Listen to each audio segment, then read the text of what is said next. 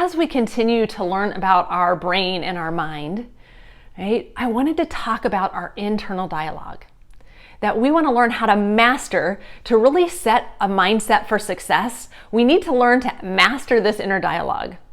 And so to master this inner dialogue, we need to understand that there's two parts of us, right? That there's this part of us that when we're outside in nature and you feel so connected to everything, right? That there's this part of us that is this beautiful life force, this energy. We may call it our soul, our spirit, our consciousness.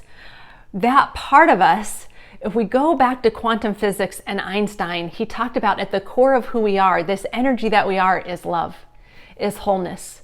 For those of us that really have a religious belief, we would know that that energy may be called God, right? And if we understand that who we are is love, who we are is wholeness.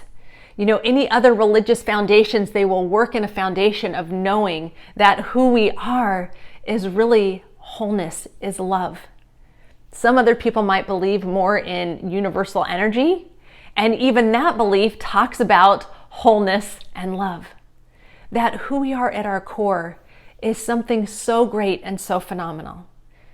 Right? And then we have this other part of us that's this stored data, right? This subconscious mind, that's this chattering in our head, right? And so we can have this chattering in our head, which is years of stored data that talks to us. And so what we want to become aware of is all pain comes from that stored data in our brain. The more we can become aware and connect to remembering, when we connect to our breath, and we feel that peace inside, we're connecting to our true self, to our consciousness, right? And then we can observe this stored information, this stored data, and we can become aware of what we're thinking and feeling. And here's the interesting thing. So many of the thoughts that come into our head that are even some of this stored data are not even ours. They're beliefs from society. They're other people's thoughts that we've heard as we've been growing up that got stored in this stored data.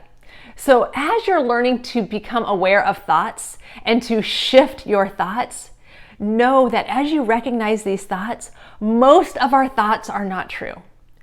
And the more that you are able to observe them, notice them, you can be here if you want to, but I know who I am. I know that I'm valuable. I know that I'm unique. I know that I'm love. And you focus more on that. Whatever you focus on grows. And so being aware of who you really are and that you're not this stored data is incredibly important to master our inner dialogue and to create more peace of mind, to be able to live with more purpose, more fulfilled, more joy in our life. So in the next video, I'm going to teach you 4 questions to be able to recognize and observe some of these limiting thoughts. Play with them and see if they're useful for you, right? You get to decide if these things are useful. And what I will tell you is, as you learn that you have the power to change your thoughts. Our brain is actually plastic. When we start focusing more on gratitude, on love, on the things that bring us joy and doing things for other people, we are making new neural pathways in our brain. So our brain starts feeling more joyful. Our brain starts feeling more peaceful. Our brain starts feeling more grateful.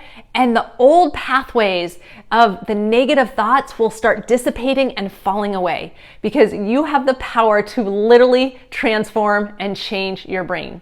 You are doing a fabulous job. I hope this is useful, and I will see you in the next video.